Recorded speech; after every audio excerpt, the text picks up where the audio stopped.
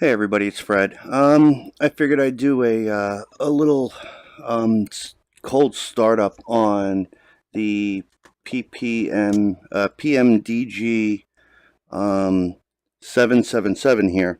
So anyway, if you look, it's quite a nice little setup we have here. I'm using the Oculus Rift, so the certain head shaky movements you're going to see are going to be really nauseating on the screen, yet when you have the Oculus on, being that it's pushing about 90 frames a second, it's actually quite natural to look up and all around and all that. So anyway, holy shit, what happened to my, oh wait a minute, oh, that's better. All right, sorry, I had the hands in the wrong spot. Anyway, what we're going to do is we're going to do a cold startup on this. I want to show everybody, how easy it really is to start one of these things. Most of the steps in this can be omitted. And I do have to mention on the screen, it's very, very wide, yet you really can't see all that much because of the way that I'm recording it. So you really don't get the full immersive feeling from the Oculus Rift, as well as you don't get the whole picture that I'm able to see here on the screen. So it's quite truncated here. So anyway, we're going to go ahead and start up on this this airplane. And well, let me first show you the airplane so you get an idea of what we're actually looking at here. As you can see, okay, it's a 737. Yeah, early model 737. So what we'll do is we'll get back in the airplane and we'll go ahead and get this thing started. I'm not going to use any checklist because everybody knows how easy this really is. So, you'll notice that a lot of things are omitted and things like that. The first thing we want to do is turn on the power. That's really important because if you don't have power on the aircraft, how are they going to keep the scotch cold? So once you get up to cruise altitude and have it on autopilot, you really don't need any of this. So anyway, autopilot pretty much takes you there all the time anyway. We're just going to go around the block a little bit, and we'll just go do a takeoff and landing just to show you how easy this thing is to start up. So anyway, we got the switches set. They look kind of good. We'll just leave that as is. You want to make sure that the parking brake is set, because that actually would be bad. You wouldn't want to run over the guy that's supposed to be marshaling you out down there, because if you did that, you wouldn't be able to go anywhere. So let's go ahead and turn on some we don't need lights, that's fine. As you can see, we got plenty of lights from all these little things that are on. Anyway, let's go ahead and we'll turn on the fuel. This way we can get the APU running. The APU basically is going to give us pressure to start the engines and things like that. It basically is just letting the guy know down on the ground that he needs to blow really hard into the airplane. Most people don't realize the APU actually was started in Canada, and thus the A. Anyway, and he really didn't smell too good, so I guess that's where the rest of it came from. Anyway, first things first. Actually, one thing you want to do is you want to turn the galley on. I forgot about that. If you don't turn the galley on, the refrige isn't going to work. And if you don't have a fridge, how is your alcohol going to stay nice and cold? So we got that set. APU bleed, you don't want to touch any of that right now. We want to go ahead and turn the packs off because it is a non-smoking flight. And we can actually go ahead and oh, there's no smoking. Oh, look at that, they put tape on it and changed no smoking to bastards. All right, well, if the plane's going down, how the hell are you going to let people know to light them? Shit. All right, so we'll go ahead and start the APU, and it takes a little while because the airplane is really, really old for that to come on. So while that's doing that, I'll go ahead here. 737-6. Well, it's not that old. It looks pretty good. All right. Well, this should be cranking up, but like I said, it's old. Oh, there it goes. All right, it's starting to, but it's going to take some time. So what we're going to do is first thing is we're going to go ahead and put these to navigation. Kind of stupid because we know where we're going, but they want us to do that, so we'll do that. I moved the yoke out of the way, which is actually a really cool thing. I just wish the real airplanes would allow you to do that. This way you could see everything. But that's, sims aren't realistic, so. And then we'll hit this, we'll hit this button. Yep, we'll do. Oh, that's not working. All right. Well, now that this is open, we'll go ahead. And if we're burning the gas, we might as well use it. Oh, that's not working. Damn it. All right. Well, it's not a big deal because if you got to use the mouse, I'm going to pull this up on the screen. This is the actual sim. So what we're going to do is we're going to use the mouse. Millennials these days, they don't really know how to do anything without a mouse anyway. That's why it's not an issue. We're going to throw that on. Oh, we lost a lot of lights. All right, well, whatever. Okay, so since we have the mouse here and the screen's all messed up, we'll just go ahead and set this up as well. Yeah, I don't know. None of this is really important. They just put all this stuff in here just to make it look like people know what the hell they're doing. But it's none of it's really needed. Okay. Yeah.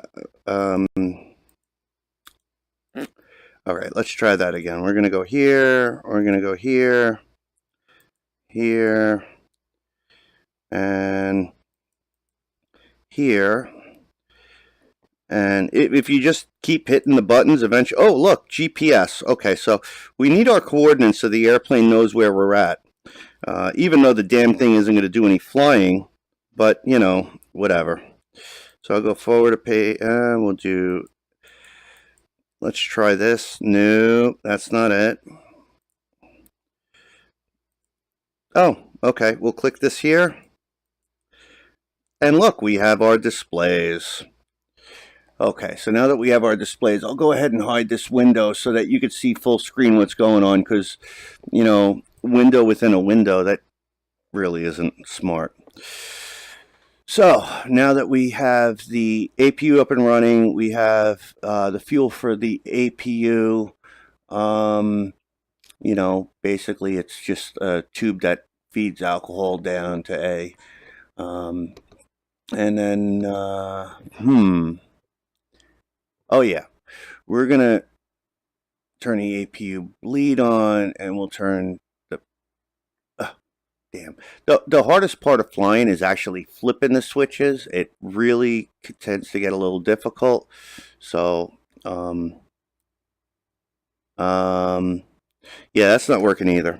All right, so we'll do it the old-fashioned way. I'm gonna pull this back up, and let's see. Okay, we'll click that for ground. We'll make this window disappear so that you can see what's going on. Okay, so as you can see, the engine is starting to spin up, which is always a good thing. We'll just go ahead here and add a little fuel. Okay, and we're just going to watch it spin up. And you really want to watch it until these two yellow lights go off. Start valve open and low oil pressure really aren't a big deal. They could have just put starting and had like a little yellow light and then followed by a green. So that actually started up nicely. For a change, we're going to go ahead and let's throw some more switches. See, the switches are really difficult. So, all right. So we'll go ahead and just try and flick some and see what it does. That looks good. And see if this... No, it still doesn't work. Wow. All right, well, obviously this plane was made for kids. Real men use round motors, but let's not type people here. So what we're going to do is we're going to go ahead and put CONT. It actually was spelt a little bit differently, but being that there's female flight, first officers and whatnot, they actually changed it a little bit. So yeah, that's so let's see. On. That all looks good. Auto, and maybe we'll flick this one and that one. And nope, no lights changed. We'll flick it back. Okay. So anyway, being that it is, not that new of an airplane, it's going to take a little while for everything to kind of crank up. But, it's a sim, so it's not really important. I'll just go ahead and get rid of this window so that everybody could see what's going on once again until the next time I'm having a problem with a switch. Okay. So we got both engines are running. We'll go ahead and see when there's a light on, you just kind of hit the, really? Okay, we'll bring it back up again. This plane obviously was not that old if none of these switches work by hand. What really is difficult is when you're trying to fly an airplane and you got to grab the mouse in the cockpit. But, that's just one of the things that pilots have to deal with in today's day and age. They actually have iPads in the cockpits these days, mainly for, like card games and whatnot. But let's go ahead and we'll try and flip these switches.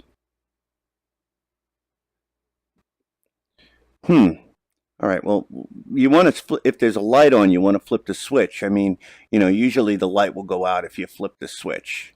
So you see, sometimes it takes a while because, like I said, the airplane's old. But like these here, you see all these like 4 lights. And so you just click like that. Some of them actually give you green lights, like these here. So you can actually turn on some that don't have any lights. So you really should try flipping all the switches because you never know what you're going to get. I mean, oh, that's bad. We don't want to do that. Okay, let's try this one. Oh, no, that's bad. We don't want that. Okay, sometimes it's really sneaky because the light will go on and notice it's bright, but then the battery loses it and then it gets dark again. So we'll just go ahead and leave that off. I don't want to drain the battery too much. So yeah, now the airplane is kind of started up. Things are working pretty good. Some of the things that are meant to make people think that airplanes are more difficult to fly is, I can't hit it, but normally when you would hit it, it would make all kinds of noise, and it's really funny. Yeah, that's not going to work. So whatever.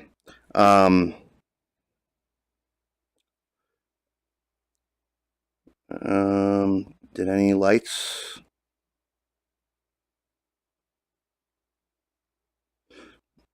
Let's see, does that make any? No, I don't see any difference there. All right, well, maybe we, I'll just leave it. All right, so we have the engine started, and as you could see, turn different things and certain things happen. That's kind of cool. What are well, they're green, so that must be good. So we're good there.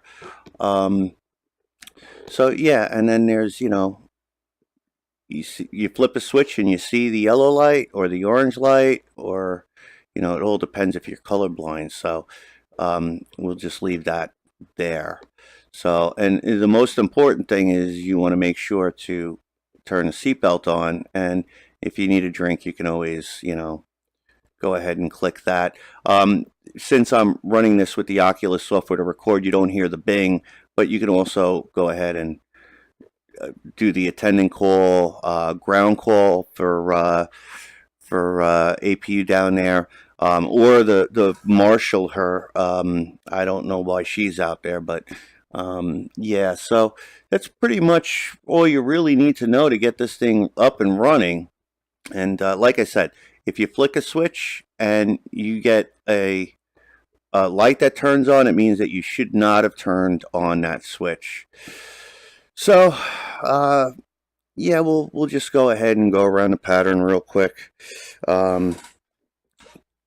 Being that it is made for millennials, you don't even need to press that. You could just kind of kick it with your feet, and it's going to flip as well. So to let the marshal her know, I don't see her down there, but what you normally want to do is put this on. It says that it's a strobe and steady, but really what it is just to let the people on the ground know that the those big round salad shooters on each side of the airplane are actually running. Anti-collision, the sky is a big place. You really don't have to worry about collisions, so you could actually leave that off most of the time. And then the wings lights, this way, the people inside the airplane, you do that so they can't see very good when they're looking out the windows, because you don't really want them to see how low to the ground that we get. It may scare them, and they may think it's a big deal. So yeah, we'll go ahead and we'll turn on the taxi light to let the marshal her know that we're all ready to go. And normally she'd start waving a few wands, making it like she knows what she's doing. The last time I left here, I swear the girl was doing YMCA. It was the funniest thing ever. I got a video of it somewhere. I mean, they say you're not supposed to use recording devices. The airplane also does make really cool noises as well. Depending on if there's somebody in the cockpit, you can turn around and make sure that they think that there's something seriously going on here. Let's see. Nope, nothing. Okay. Well, anyway, sometimes it'll actually talk to you and stuff like that. Sometimes it's not. Being that I'm not on the right window, that may be it. Normally there's some guy talking about a T cast. I don't know. I think maybe somebody got injured, but we'll go ahead and we'll crank this up. Now, there are a lot of audio messages that come on meant to scare people that are sitting jump seat in the cockpit. Yeah, I know, it's funny. They call it a jump seat in a cockpit. But, when these things were made, it was in a time where things weren't as PC as they are now. Now they try changing the words to flight deck, and it's just another way of just the dumbifying of our citizens here. So we'll go ahead and turn on the landing lights. Why they call them landing lights, I don't know, because you use them on takeoff too, but whatever. And when you turn them on, you can actually just leave them on. The bulbs last just like your regular household bulb. You're usually good for about 10,000 hours, and everybody knows if you're going flying, you're not going to be flying more than like 6-7 hours. So it really doesn't matter. And I mean, it's a bulb. Really, it's a bulb. So, well, normally at this point, you'd kind of say, Tower, this is November 376, Papa Mike, currently at Gulf 5 for departure on runway 19. Well, but look, there's nobody at the airport. There's nobody in the pattern. There's nobody. So, a lot of times it's just so that people sound like they know what they're doing when talking.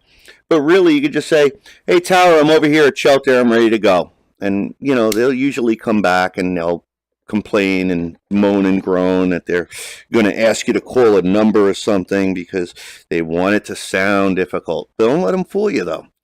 Okay, so we're going to go ahead here and we're going to taxi onto the runway. And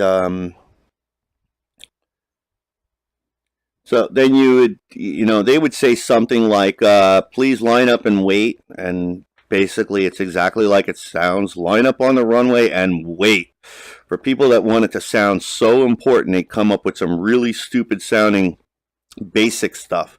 You want to make sure, it's very important that you have the galley on. Yeah, the galley's on, because if you don't, then you're going to have really, really warm scotch or bourbon or whatever your drink of choice is. I happen to have a 15-year-old Glenlivet cooking in the back, and we'll get the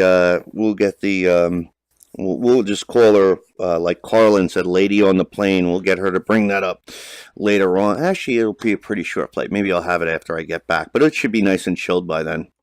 So now what you do is you bring the power up, and they always say you should be gentle with it, but you could just kind of slam it forward and back. It's no big deal.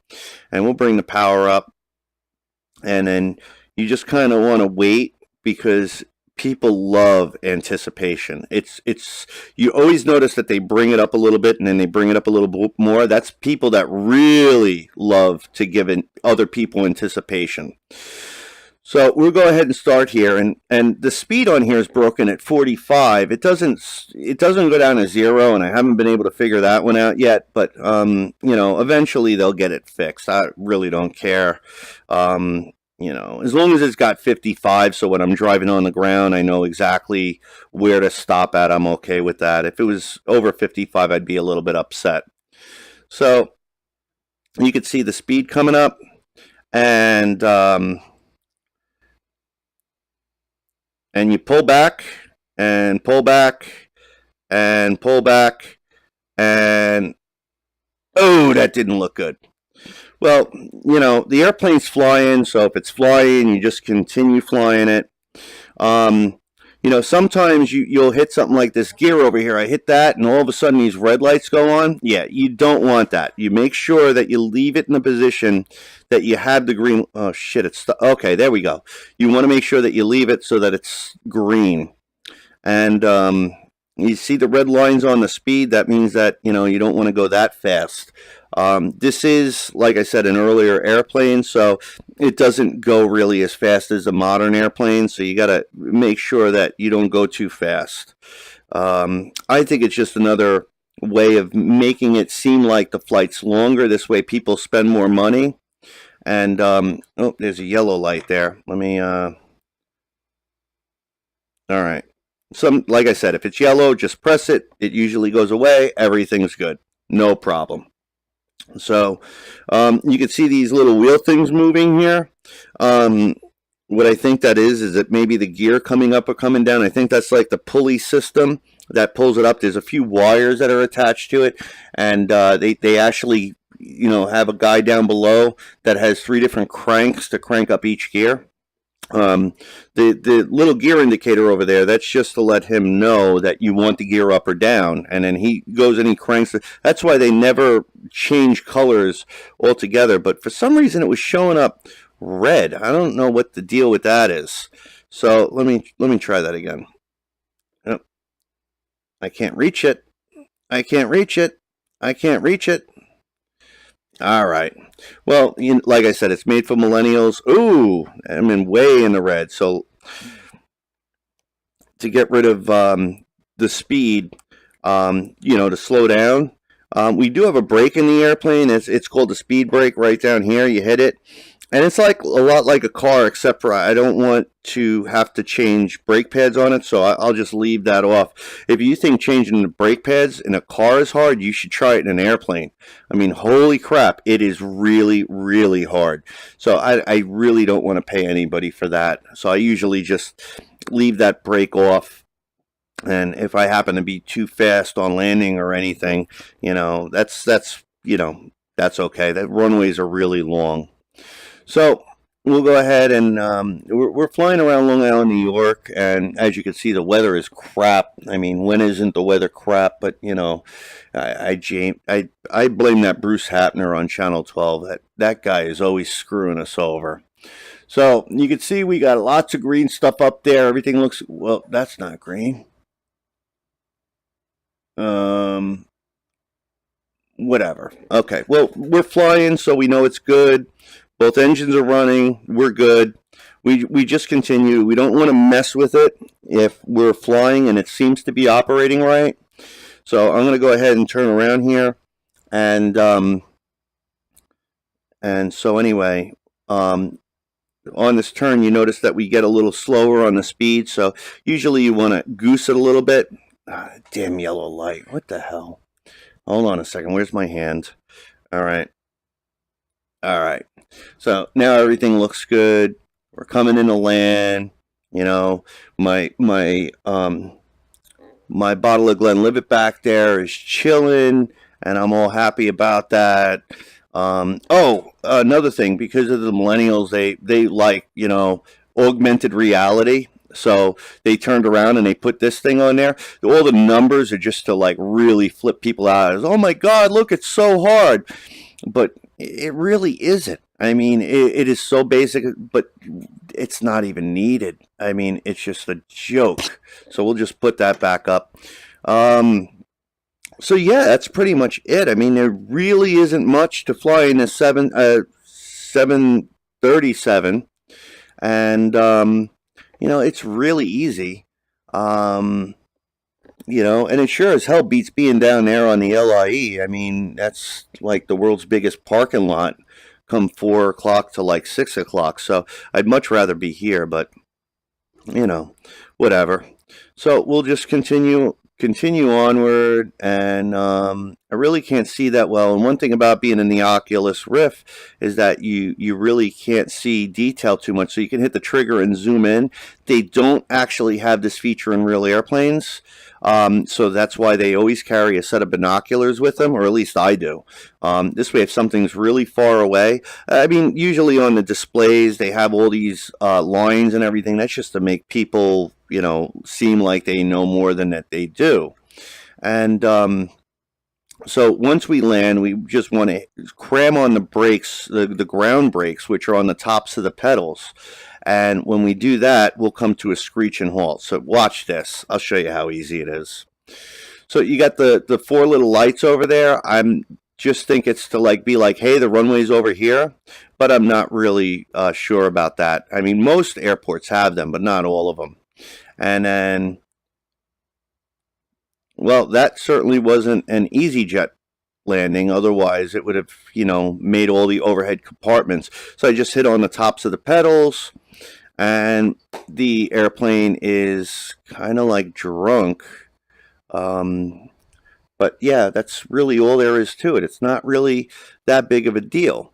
So I hope you enjoyed this. I just wanted to make sure that everybody understood how easy it really was. And if you have any questions or comments about different things, please post them below. I'll do my best to answer them as best I can. And to everybody out there, happy flying.